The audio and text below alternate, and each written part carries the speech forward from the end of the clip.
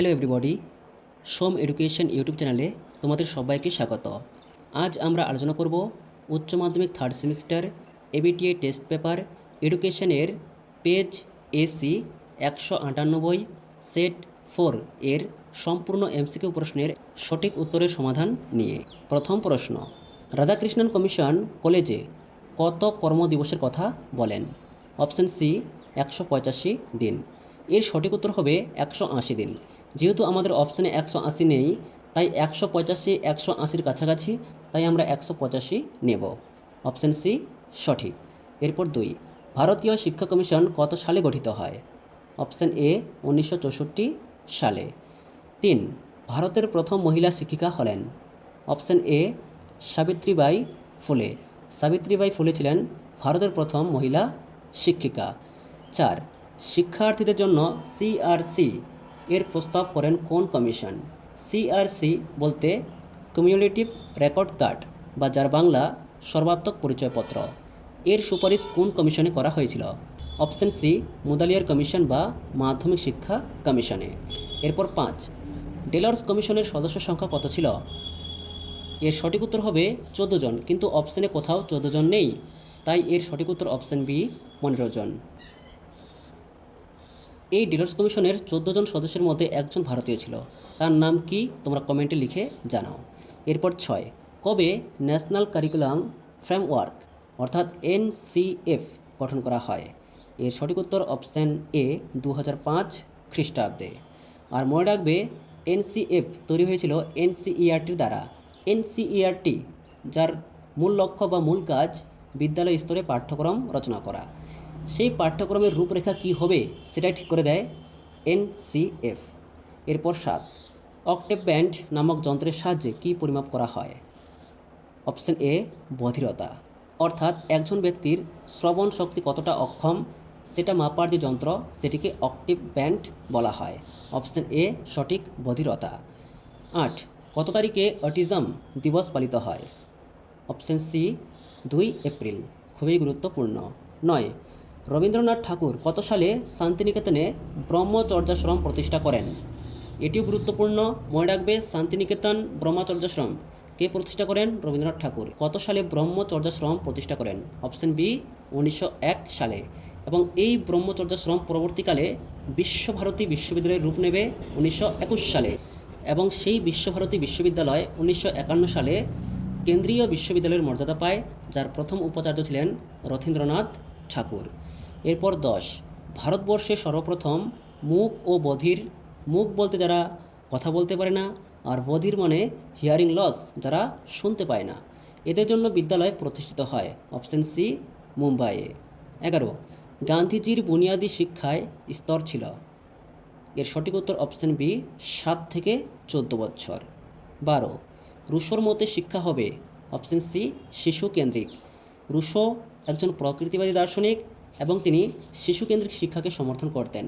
শিশুকেন্দ্রিক শিক্ষা বলতে যে শিক্ষায় শিশুর আগ্রহ, চাহিদা, সামর্থ্য, প্রবণতাকে কেন্দ্র করে শিক্ষা দেওয়া হবে, অর্থাৎ শিক্ষার মূল কেন্দ্রবিন্দু শিশু, শিক্ষা নয়। এরপর 14, গান্ধীজি তার শিক্ষা পরিকল্পনা প্রকাশ করেছিলেন কোন পত্রিকায়? Option C Harijan. এরপর 15, ড্যাশ খ্রিস্টাব্দের সেপ্টেম্বরে আমেরিকার শিকাগো শহরে বিশ্ব ধর্ম সম্মেলন অনুষ্ঠিত হয়? Option A 1893। এবার তোমরা কমেন্টে লিখে জানাও এই সম্মেলনটি কে করেছিলেন। 16, ভারতে প্রথম মুক্ত বিশ্ববিদ্যালয় প্রতিষ্ঠিত হয় ড্যাশ খ্রিস্টাব্দে? Option D 1982। এখানে প্রশ্নটি খুব ভালো করে বুঝবে, এখানে বলা হয়েছে ভারতে প্রথম মুক্ত বিশ্ববিদ্যালয়, অনলি এটা ভারতের জন্য, ঠিক আছে? 1982 সালে গঠিত হয়, যেটি অন্ধ্রপ্রদেশে গঠিত হয়, এবং এর নাম doctor B.R.. Ambedkar open university. এটি হলো ভারতের প্রথম মুক্ত বিশ্ববিদ্যালয়। এরপর ইন্দিরা গান্ধী, তারপর পশ্চিমবঙ্গের জন্য স্পেশালি এনএসইউ বা নেতাজি সুভাষ ওপেন ইউনিভার্সিটি। এরপর 17, ডিসলেক্সিয়া আক্রান্ত শিশুদের প্রাথমিক বৈশিষ্ট্যগুলির মধ্যে রয়েছে, অর্থাৎ যে সমস্ত শিশুর মধ্যে ডিসলেক্সিয়া থাকবে তাদের মধ্যে কি দেখা যাবে? অপশন সি সাবলীলভাবে পড়তে না পারা, তারা ঠিকমতো পড়তে পারবে না। 18, প্রতিবন্ধী শিশুদের জন্য অন্তর্ভুক্তিমূলক শিক্ষার দার্শনিক ভিত্তি হল? অপশান সি স্বাভাবিকীকরণ বা নর্মালাইজেশন যেটিকে বলা হয়। এরপর 19 অটিজম সাধারণভাবে নির্ণয় করা সম্ভব, অর্থাৎ একটি শিশুর মধ্যে অটিজম তুমি কখন নির্ণয় করতে পারবে? অপশান এ 18 থেকে 24 মাস বয়সে। এরপর 20 অন্তর্ভুক্তিমূলক শিক্ষার শ্রেণীকক্ষে শিক্ষকের গুরুত্বপূর্ণ কাজ হলো। একজন শিক্ষকের ইনক্লুসিভ এডুকেশনের ক্লাসরুমে কী ভূমিকা হবে? অপশান এ প্রত্যেক শিশু তার সম্ভাবনা উপলব্ধির যেন সুযোগ পায় সেটা নিশ্চিত করা। এরপর 21 রুশোর শিক্ষা দর্শন বর্ণিত হয়েছে। অপশান বি এমিল গ্রন্থে, এবং এমিল প্রকাশ পায় 1762 সালে। তাছাড়া এখানে আর কয়েকটি বই রয়েছে। দ্য সোশ্যাল কন্ট্রাক্ট, এটি রুশোরও বই কিন্তু এটি রাজনৈতিক বই। এরপর দ্য কনফিউশিয়ান্স, এটি তার বায়োগ্রাফি বা আত্মজীবনী। তারপর রয়েছে discourse on the arts and science, কিন্তু এটি একটি প্রবন্ধ। এরপর 22 ডায়েট, এর সুপারিশ করেছিল কোন কমিশন? অপশান ডি জাতীয় শিক্ষানীতি 1986। আচ্ছা, তোমরা কমেন্টে লিখে জানাও তো ডায়েট কবে প্রতিষ্ঠিত হয়? এরপর 23 ইডব্লিউএস এর পুরো কথা কী? Option A economically weaker section বা অর্থনৈতিকভাবে অনগ্রসর শ্রেণী। 24 এনইপি ন্যাশনাল এডুকেশন পলিসি 2020-তে নিচের কোন কোর্সটি চালুর মধ্যে জোর দেওয়া হয়েছে? অপশান বি মূল্যভিত্তিক কোর্স বা ভ্যালু অ্যাডেড কোর্স। এরপর 25 স্কুলে এনসিসি প্রোগ্রামের মূল উদ্দেশ্য কী? একটি স্কুলে বা কলেজে এনসিসি কেন দেওয়া হয়? বিনোদন, নেতৃত্বের প্রশিক্ষণ, সমাজ কল্যাণ, না সবগুলিই ঠিক? এর সঠিক উত্তর অপশান ডি সবগুলি। অর্থাৎ এনসিসি বিনোদন, এনসিসি যারা করে তারা খেলাধুলা করে, নেতৃত্বের প্রশিক্ষণ তারা কিভাবে দেশ সেবা করবে সেটাও শেখানো হয়, এবং সমাজ কল্যাণ কীভাবে তারা সমাজকে গাইড করবে সেটিও এখানে শেখানো হয়। সবগুলি ঠিক। 26 right two education act pass হয় কত সালে? এখানে পাস বলেছে, অর্থাৎ শিক্ষার অধিকার আইন 2009 খ্রিস্টাব্দে। Option A. আর যদি প্রশ্ন কার্যকর করে তাহলে 2010 খ্রিস্টাব্দের 1 এপ্রিল। এরপর প্রশ্ন রয়েছে 27 ইতিবাচক মনোবিজ্ঞানের উদাহরণ হল। এর সঠিক উত্তর অপশান বি সুখ, আনন্দ, ভালোবাসা, প্রেরণা। ইতিবাচক বলতে পজিটিভ কিছু বোঝাবে। এরপর 28 ইউনেস্কো এর সম্পূর্ণ নাম কি? এর সঠিক উত্তর option A United Nations Educational, Scientific and Cultural Organization. এখান থেকে আরও প্রশ্ন হয় যে ইউনেস্কো শব্দে ই কথার অর্থ কী? এইভাবেও প্রশ্ন আসে। তোমরা মনে রাখবে ই বলতে এডুকেশন, এস বলতে সায়েন্স, আর সি বলতে কালচার। এরপর 29 ধনাত্মক বা ইতিবাচক মনোবিজ্ঞানে মোট কটি দিক আছে? অপশান এ 5টি। এরপর 30 সংবিধানের কত ধারায় চাকুরি সংক্রান্ত সমান অধিকার এর কথা বলা হয়েছে? এর সঠিক উত্তর অপশান এ 16 নং ধারা। আর 17 নং ধারাটা হলো অস্পৃশ্যতা দূরীকরণ। এরপর 31 ইতিবাচক মনোবিজ্ঞানের জনক কে? Option B Martin Seligman. Martin সেলিগম্যানকে ইতিবাচক মনোবিজ্ঞানের জনক বলা হয়। এরপর 32 এখানে স্তম্ভ রয়েছে প্রয়োগবাদী অর্থাৎ প্র্যাগম্যাটিজম কাকে বলা হয়? John Dewey. 4 এরপর প্রকৃতিবাদী 3 রুশো, কারণ রুশো ছিলেন একজন প্রকৃতিবাদী। এরপর অদ্বৈত বেদান্তবাদী, বেদান্ত দর্শনের উপর নির্ভর করত। অপশান 2 স্বামী বিবেকানন্দ। আর ফরাসি দার্শনিক 1 এমিল দুরিখেম। এখানে অনেকের প্রশ্ন হতে পারে যে রুশো তো ফরাসি দার্শনিক ছিলেন, কিন্তু এখানে আমাদের প্রকৃতিবাদী কার সঙ্গে যাবে সেটি বুঝতে হবে।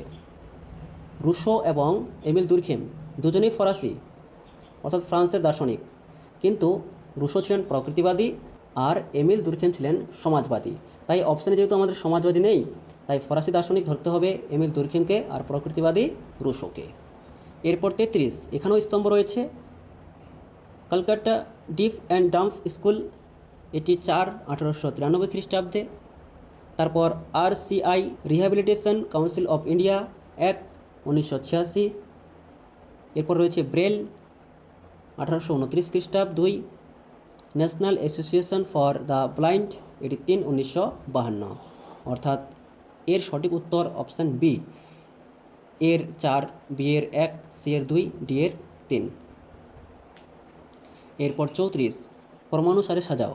এখানে 4টি অপশান রয়েছে, আমরা যদি ভালো করে লক্ষ্য করি তাহলে এর সঠিক উত্তর হবে option B, Radhakrishnan commission 1948, Mudaliar 1952, Kothari 1964 আর অশোক মিত্র 1991। অপশান বি সঠিক।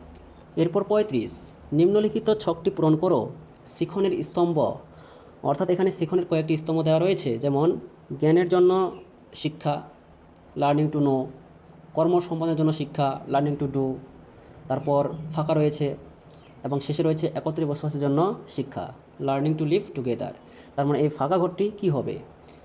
এর সঠিক উত্তর অপশান এ, মানুষ তৈরির হওয়ার শিক্ষা বা লার্নিং টু বি হিউম্যান। আমরা 3টি স্তম্ভ পরে বুঝতে পারলাম এই 3টি ডেলার্স কমিশনের স্তম্ভ। আর ডেলার্স কমিশনের আরেকটি স্তম্ভ রয়েছে, সেটিখানে মিসিং রয়েছে, তাহলে সেটি হবে লার্নিং টু বি হিউম্যান বা মানুষ তৈরির শিক্ষা। অপশান এ সঠিক। এরপর 36, বিবৃতি এ, বিশ্ববিদ্যালয় শিক্ষা কমিশন গ্রামীণ বিশ্ববিদ্যালয়ের সুপারিশ করেন। একদম সত্য, বিশ্ববিদ্যালয় শিক্ষা কমিশনের সবচেয়ে উল্লেখযোগ্য সুপারিশ হলো গ্রামীণ বিশ্ববিদ্যালয়। কারণ আর, national council for rural higher education গঠিত হয় 1956-এ।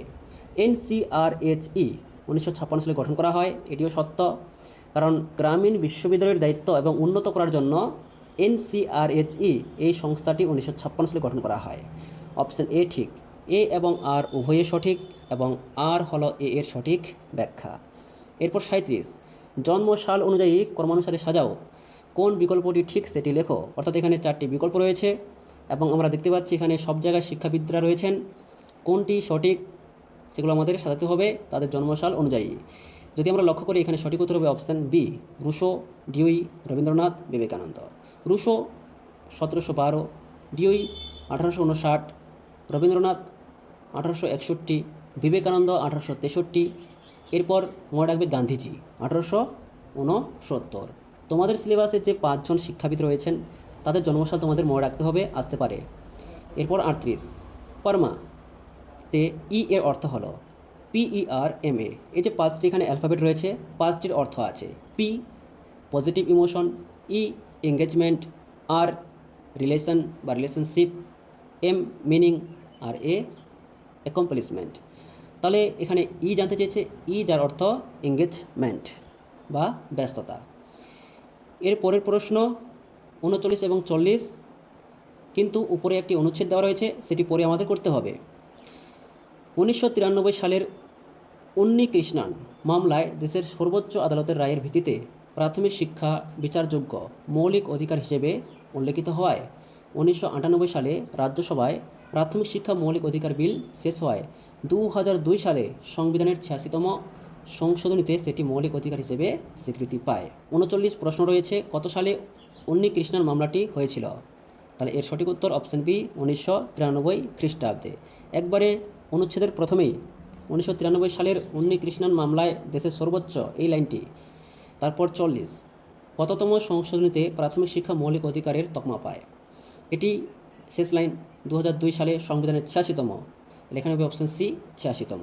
এই ছিল আজকের সেটের সম্পূর্ণ আলোচনা।